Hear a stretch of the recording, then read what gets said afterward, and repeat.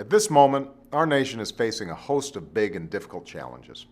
And more than anything else, what's required to meet those challenges right now is a sense of cooperation and common purpose among our leaders. What we need is a willingness in Washington to put the public's interest first, a willingness to score fewer political points so that we can start solving more problems. That's why I was disappointed this week to see a dreary and familiar politics get in the way of our ability to move forward on a series of critical issues that have a direct impact on people's lives. In the United States Senate, we have legislation that would boost our economic recovery and help Americans who've been affected by the worst recession in generations. We've certainly made progress since we were losing 750,000 jobs per month around the time I took office. Our economy is growing again, and we've added jobs for 5 straight months. But there are still millions of Americans out of work, and millions more who are struggling to pay the bills. The legislation in the Senate right now would extend unemployment benefits to those workers who lost their job through no fault of their own. It would provide relief to struggling states that would help save the jobs of thousands of teachers and cops and firefighters. There are also provisions in this legislation that would extend the tax credit for first-time homebuyers, as well as tax cuts to keep research and development jobs here in the United States. Unfortunately, the Republican leadership in the Senate won't even allow this legislation to come up for a vote.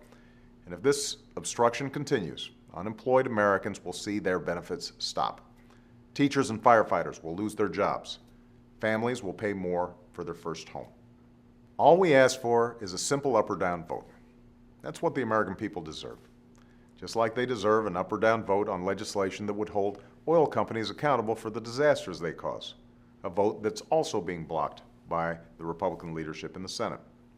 Right now, the law places a $75 million cap on the amount oil companies must pay to families and small businesses who suffer economic losses as a result of a spill like the one we're witnessing in the Gulf Coast. We should remove that cap, but the Republican leadership won't even allow a debate or a vote. And as we speak today, 136 men and women who I've nominated for key positions in the federal government are still awaiting a vote on the floor of the Senate. All are highly qualified. Very few are controversial. The vast majority already have support from both parties, but most of them are seeing their nominations intentionally delayed by Republican leaders, or even blocked altogether. They cannot get a vote. What this means is that at a moment when our country is facing so many challenges, a time when we need all hands on deck, we can't get the qualified people we need to start the jobs they were appointed to do. Look, the nature of our democracy is that we'll always have disagreements and debates, even heated ones. That's healthy and it's important. But let's argue over genuine differences, over ideas and policies, and let's go into those debates with an open mind, a willingness to find common ground, and a conviction that in the end, one way or another, we'll have a vote to decide them. Next week, I'll be meeting with a bipartisan group of senators to discuss how we can transition away from our dependence on fossil fuels and embrace a clean energy future. I don't expect that we'll agree on a solution right away. In fact, I know that there will be plenty of disagreement and different ideas.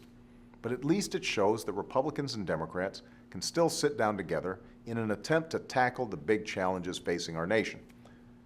I know the political season is upon us in Washington, but gridlock as a political strategy is destructive to the country. Whether we are Democrats or Republicans, we've got an obligation that goes beyond caring about the next election. We have an obligation to care for the next generation.